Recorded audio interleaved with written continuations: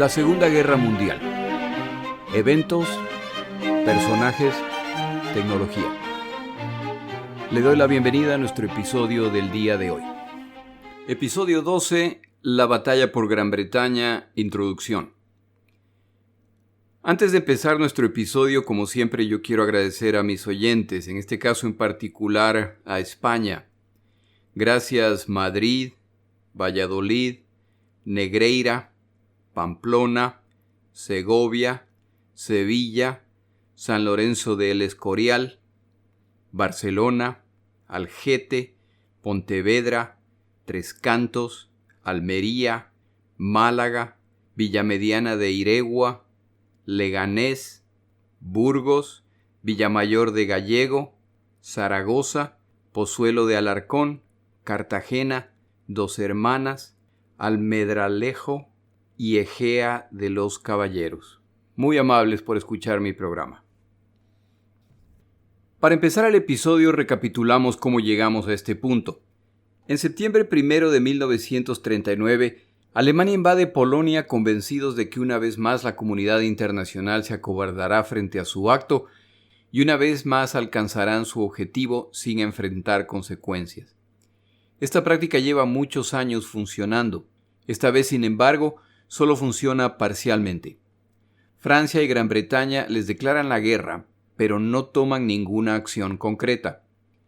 Hitler se ha asegurado de no iniciar un conflicto con la Unión Soviética al repartirse Polonia en un pacto secreto antes de iniciar la invasión. Este pacto pone a la comunidad internacional en un dilema. Ahora son dos los agresores. Por algunos meses no hay acciones militares adicionales de parte de Alemania. El oeste de Europa y la comunidad internacional confían en que el conflicto no se esparcirá hacia su zona y están dispuestos a ignorar las serias violaciones a derechos nacionales y acuerdos internacionales a cambio de la paz. Hitler, sabiendo que el plan de conquista alemán no se ha completado y por lo tanto la guerra es inevitable, decide tomar la iniciativa y dirigirse hacia el oeste para asegurar ese frente primero. Con la ventaja que tiene el atacante, que sabe el cuándo, el cómo y el dónde, en una serie de audaces acciones en mayo y junio de 1940, pone en jaque a Noruega, Dinamarca, Bélgica, Holanda y Luxemburgo. Se viene entonces la etapa que se esperaba fuera la más difícil al enfrentar a Francia y Gran Bretaña. Contra toda predicción y tras una genialidad táctica alemana, los franceses son derrotados y los británicos expulsados del continente en apenas 6 semanas. Para Alemania la guerra está ganada, excepto que durante este proceso se ha producido un cambio de gobierno en Gran Bretaña y Winston Churchill, el nuevo ministro desde el inicio, ha dejado claro que ellos no capitularán o pelearán una guerra defensiva. Su plan es alcanzar la victoria total sobre Alemania. Hitler intenta una solución política al presentar a Alemania como la víctima de esta guerra, mencionar los múltiples intentos alemanes de mantener la paz y extiende una última oferta de paz. Lo hace de acuerdo a sus propias palabras desde la posición del vencedor, no del vencido. Cuando los británicos responden con bombardeos, queda claro que ha llegado el momento de remover el último obstáculo a través de la fuerza militar. Hitler ordena la preparación del Plan León Marino, es decir, la invasión por vía marítima de Gran Bretaña. El primer paso de este plan requiere que Alemania alcance el dominio aéreo, es decir, al margen de si se ejecuta o no el Plan León Marino, la Fuerza Aérea Británica debe ser destruida. Que no le quede duda a los oyentes que si Alemania triunfa en su campaña contra Gran Bretaña, es el final de la Segunda Guerra Mundial. No quedan otras naciones dispuestas a enfrentar a Alemania y todos los que se atrevieron a enfrentarlos han sido derrotados con relativa facilidad y a un costo insignificante comparado con la Primera Guerra Mundial. Se inicia entonces la batalla aérea conocida como la Batalla por Gran Bretaña. Antes de relatar los eventos, es importante establecer el contexto para entender el resultado. Por esta razón, a continuación, presento a los contendientes.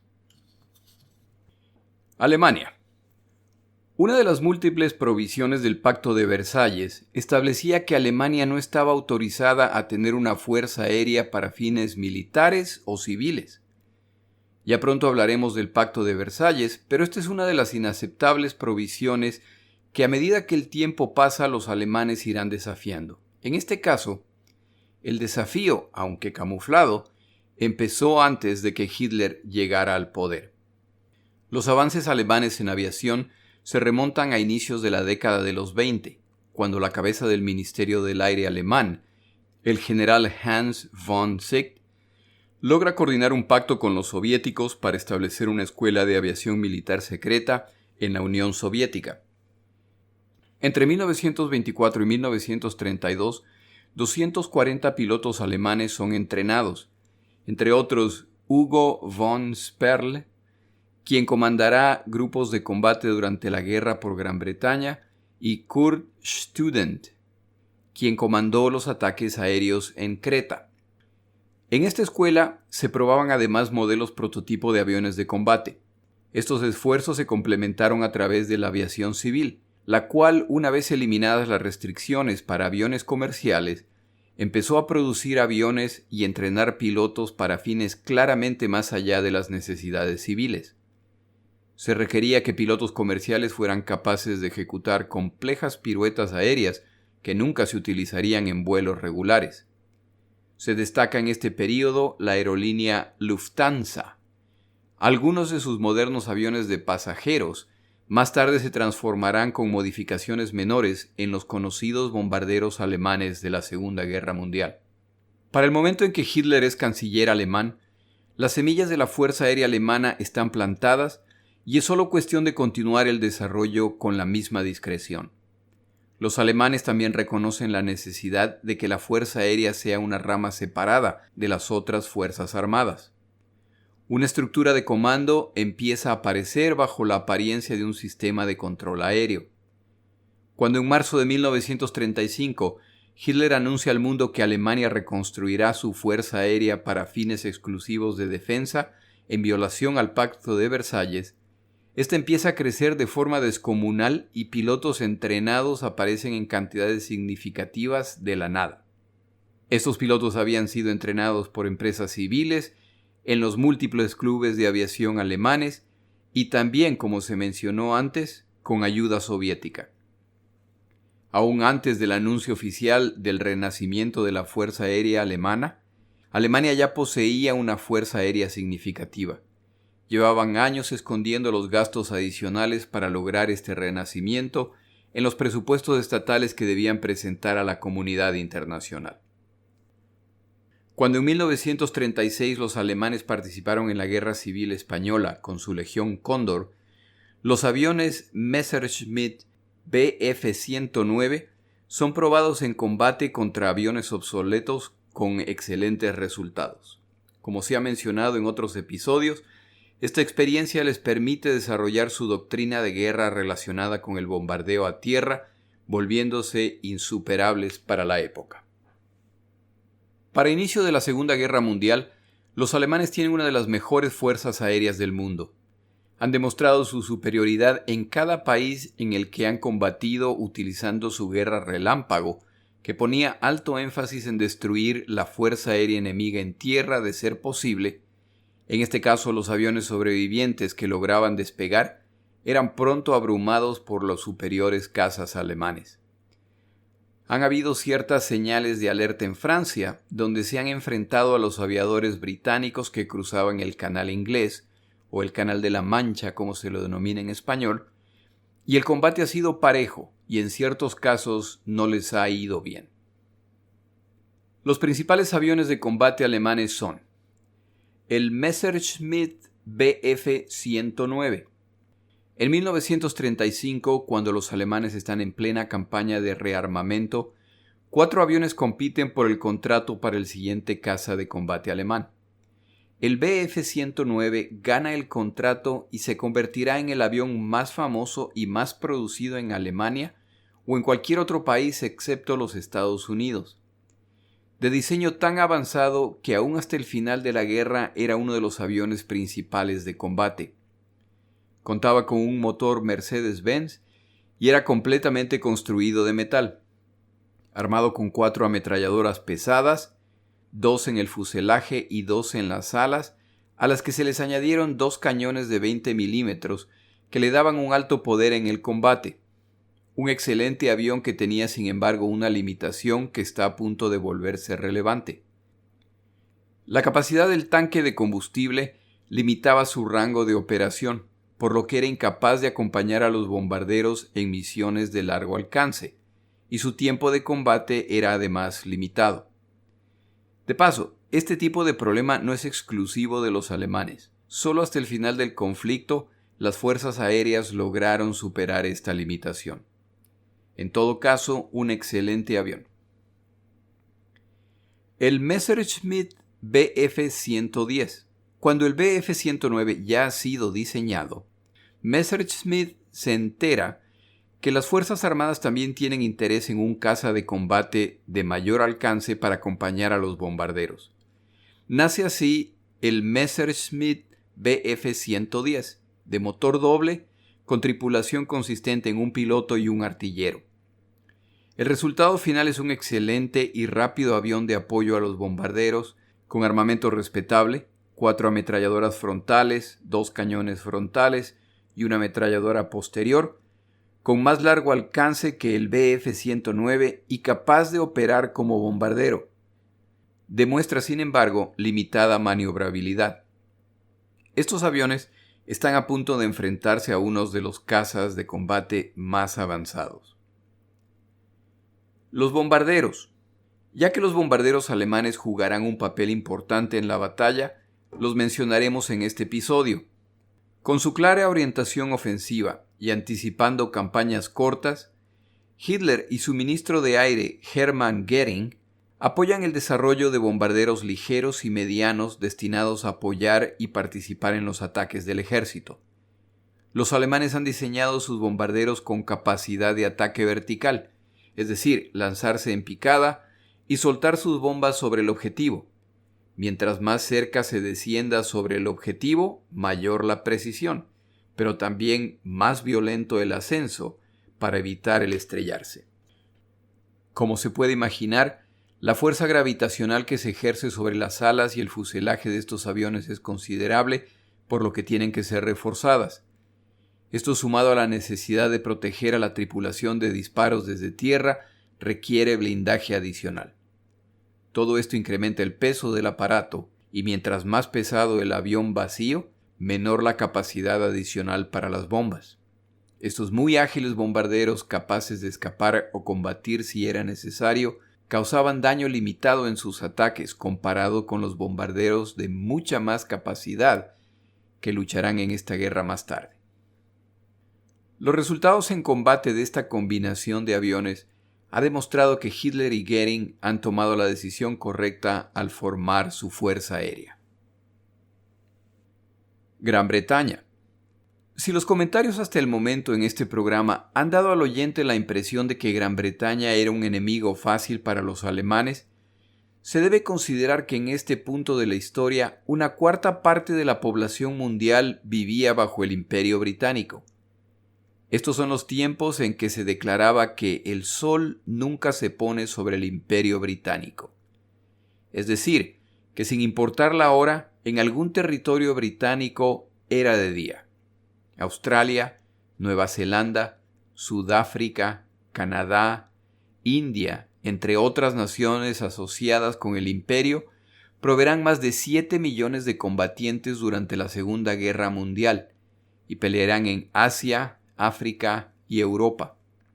Esto explica en parte la urgencia alemana por cerrar esta etapa con una victoria militar o un acuerdo político que saque a Gran Bretaña de la confrontación.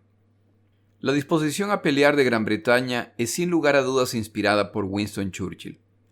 Creo que es poco dudoso que bajo otro primer ministro, los británicos hubieran capitulado siguiendo el comportamiento del resto de países europeos, y nadie los hubiera culpado, vista la impresionante superioridad alemana. Es Churchill el que inspira a Gran Bretaña con sus palabras, con su apertura para compartir las buenas y las malas noticias que los prepara para combatir, perseverar y sufrir. En sus propias palabras, sin victoria no hay supervivencia. Pero es justo además reconocer que esta disposición y convencimiento están fundamentadas en las herramientas a su disposición. Sería suicida enfrentar a los alemanes si no tuvieran cazas y bombarderos de última generación o sin el sistema de radar o la potente fuerza naval. La existencia y preparación de estas armas no son mérito suyo, aunque tuvo cierta participación. Sin la previsión de sus predecesores, estas herramientas no hubieran existido o no hubieran alcanzado el nivel exigido. Fue bajo los gobiernos de Neville Chamberlain, Stanley Baldwin y Ramsay MacDonald que se implementó y mejoró el radar y se apoyó el plan para desarrollar los excelentes aviones de caza y bombarderos británicos. El 14 de julio de 1936, en Bentley Priory, una antigua mansión, se abre el cuartel general del Centro de Comando de la Aviación. Los británicos son una de las naciones que separan a la Fuerza Aérea del Ejército o la Marina.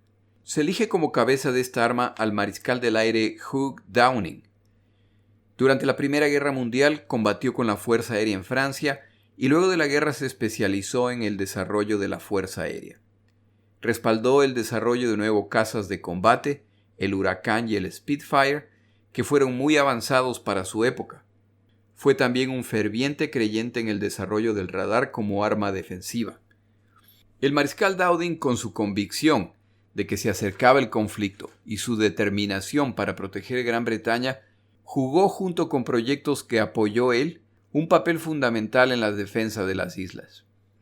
Los cazas de combate principales del lado de Gran Bretaña eran el Huracán, Hurricane, y el Spitfire, literalmente escupe fuego, pero también se puede traducir como volcán o una mujer de mal carácter. Solo repito lo que dijo el traductor. Así es que me referiré a ellos como el Huracán y el Spitfire. El Huracán. La empresa Hawker se especializaba en aviones de combate y es responsable por producir uno de los aviones más avanzados de la década de los 30, capaz de absorber considerable daño y armado con 8 ametralladoras. Voló por primera vez en noviembre de 1935 y al ser presentado se mencionó que había roto el récord de velocidad, lo que era una exageración pero era bastante aproximado. Contaba con un motor Rolls-Royce. Será el avión más numeroso durante la batalla por Gran Bretaña y era capaz de combatir de igual a igual con la mayor parte de los aviones alemanes. El Spitfire. La compañía Supermarine de Southampton no se especializaba en aviones de combate, sino en aeroplanos de competencias de velocidad, con uno de sus aviones poseyendo el récord de velocidad a 406.99 millas por hora. Al ser la compañía comprada por Vickers, esta compañía que quería trabajar con el sector militar, decidió desarrollar un avión de combate basado en los modelos existentes. El primer prototipo del Spitfire voló en marzo de 1936. El motor era Rolls-Royce y contaba también con 8 ametralladoras.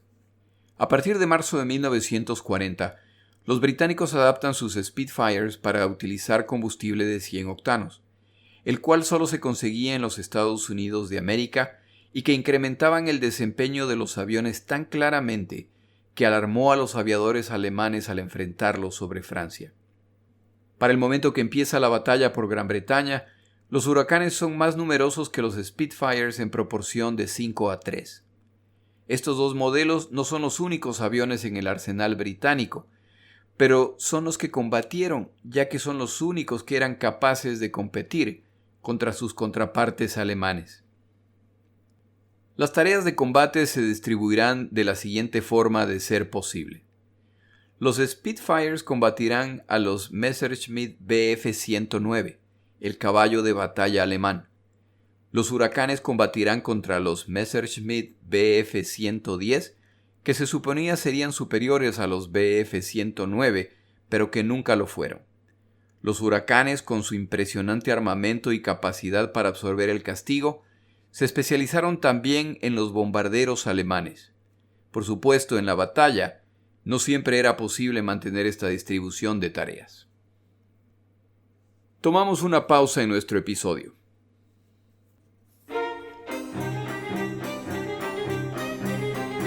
Palabras de Churchill.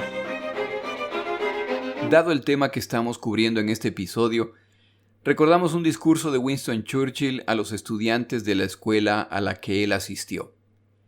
Este discurso es del 29 de octubre de 1941 y fue dado a los niños de la escuela Harrow. Churchill los animaba a nunca, en nada grande o pequeño, importante o insignificante, nunca cedas excepto por convicciones de honor y de sentido común. Nunca cedas a la fuerza, nunca cedas ante el poder aparentemente abrumador del enemigo. Un mensaje similar al que permanentemente repetiría como primer ministro durante la Segunda Guerra Mundial.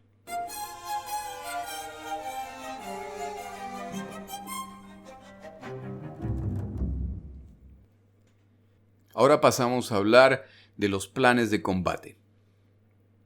Alemania.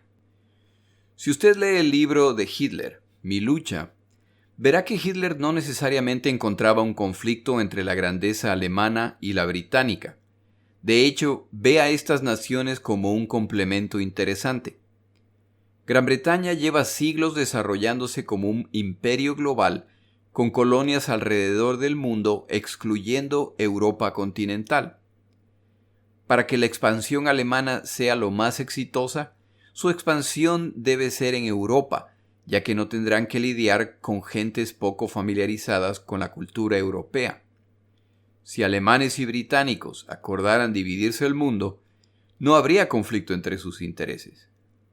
Esto Hitler ya lo afirmaba en el año 1925, el año en que se escribió su libro.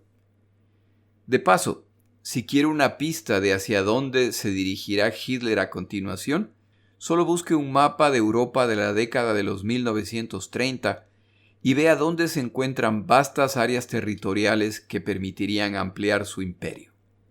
Esto también ya lo afirmaba Hitler en 1925 en su libro. El futuro plan de conquista alemán llevaba más de 15 años publicado. Sea por lo expuesto anteriormente, sea por simpatía hacia los británicos por haberse atrevido a oponérsele y estar mostrando que son rivales dignos, o sea porque todavía confía en facilitar la rendición británica, Hitler ordena que no se bombardee el centro de Londres. Esta instrucción solo se puede cambiar con autorización directa suya. Las fuerzas de ataque alemanas estaban organizadas en 3 flotas. La flota aérea número 5, bajo Hans-Jürgen Stumpf, contaba con 130 bombarderos y 35 Bf-110. Tenía responsabilidades de acosar los buques mercantes al norte de las islas y minar la zona. La flota aérea número 3, basada en la costa francesa, liderada por Hugo von Sperle, y la flota aérea número 2, a cargo de Albert Kesselring, que entre los dos contaban con 150 aviones de reconocimiento, 1.131 bombarderos intermedios, Heinkels, Doniers y Junkers, 316 bombarderos ligeros en picada, los famosos Stukas, 809 Messerschmitt Bf-109 y 246 aviones bimotores Bf-110.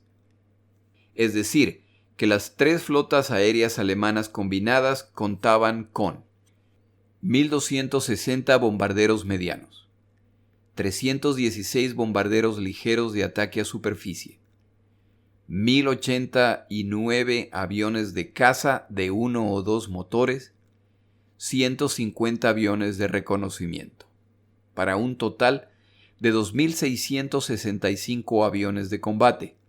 Estoy excluyendo los aviones de reconocimiento. ¿Cuál es el plan alemán para el combate? golpear fuerte y decisivamente en un evento que ellos llamaron el Ataque de las Águilas. Un ataque masivo de cazas y bombarderos que convencerá a los británicos que es inútil resistir al destruir a la Fuerza Aérea Británica. Por supuesto, una de las opciones estratégicas cuando se tiene una fuerza aérea del tamaño de la alemana es forzar un ataque masivo guardando un número considerable de reservas. La primera oleada combatirá hasta que los defensores tengan que aterrizar para recargar municiones y combustible. En este momento se envía la segunda oleada con la intención de encontrarlos en tierra y destruir cuantos aviones puedan antes de que despeguen, como se hizo en los países previamente derrotados. Gran Bretaña. Por el lado británico, como ahora el ataque es en su territorio, las fuerzas combinadas de defensa aérea combatirán y se utilizarán todos los aviones disponibles, incluidos los que se utilizaban para entrenamiento. Parte de la estrategia de defensa serán los bombardeos a las embarcaciones que acumulaban los alemanes para la invasión anfibia en la costa francesa, a los aeródromos en los países ocupados desde donde enlazaban sus ataques y a las fábricas de aviones en Alemania. Desafortunadamente, dada la ineficacia de los bombardeos nocturnos y el altísimo costo humano y de equipo en bombarderos diurnos, los bombarderos en este punto de la guerra jugaron un papel secundario. Es decir, que al contar los aviones que combaten del lado británico, se cuentan principalmente los cazas de combate que enfrentaron a los cazas y bombarderos alemanes. Los británicos cuentan por lo tanto con 800 cazas de combate, de los cuales 100 son Blenheims, que ya eran obsoletos, y enviarlos a combatir contra los alemanes resultaría en un sacrificio inútil. Es decir, al inicio de la batalla, 700 cazas de combate británicos combatirán a la aviación alemana. Los aproximadamente 700 cazas de combate británicos combatirán contra los cerca de 2.700 aviones alemanes, principalmente 1.100 cazas alemanes Bf-109 y Bf-110. Si durante la batalla los cazas británicos son sorprendidos en tierra por los bombarderos alemanes, entonces se producirá un desastre. Los grupos de combate británicos están organizados de la siguiente forma. El grupo 11 protege el sureste y cubría más o menos la mitad del sur de Inglaterra. Este es el grupo que verá más combate y por lo tanto contaba con más escuadrones de combate. El grupo 10 protege el suroeste y la mitad sur de Inglaterra. Hacia el norte de estos grupos se ubicaba el grupo 12. Finalmente, el grupo 13 cubriendo el norte del grupo 12. Los pilotos rotaban entre estos sectores para que pudieran descansar sin salir del frente en caso de que se los necesite. ¿Cuál es el plan británico? No perder la guerra. No aspiran a destruir a la fuerza aérea alemana, más numerosa que la suya y que siempre tendrá la ventaja de retirarse al continente. Pero si muestran a los alemanes que el costo de derrotar a los británicos es demasiado alto y que por lo tanto hay mejores víctimas en otros lados, pueden derrotar a los alemanes, lo que impactaría la imagen alemana de invencibilidad y potencialmente inspirará a otras naciones a resistir. Algunas consideraciones generales para esta batalla. Ninguno de los dos lados ha tenido la gentileza de entregarle al otro el listado de sus aviones o pilotos, por lo que los dos lados solamente estiman la fuerza inicial del otro. Es decir, se inicia con una estimación, se suma o resta basado en los reportes de los pilotos que regresan y se planea de acuerdo a esta información. En este sentido, los británicos tienen la discutible ventaja de que se combate sobre su territorio, lo que hace que sus estimaciones sean más verificables. Escombros de aviones derribados u observadores en tierra. Los alemanes calculan los resultados de la batalla basando en los reportes de los pilotos, y como confirman múltiples autores, los pilotos de todas las nacionalidades tienen la tendencia a evaluar muy optimistamente su desempeño. Las radios nacionales británica y alemana dan actualizaciones diarias de los resultados de los combates y sus números son significativamente distintos. ¿Quién dice la verdad? ¿Dice alguno de los dos la verdad?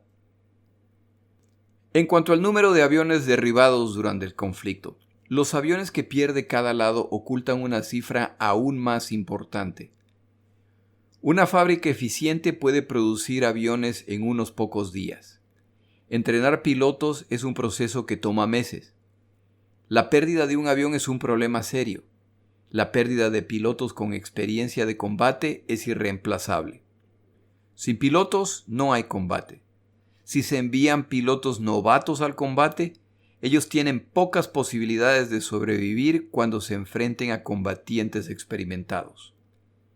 Los dos bandos descubrirán esto de forma dolorosa. En este sentido, los alemanes están en desventaja.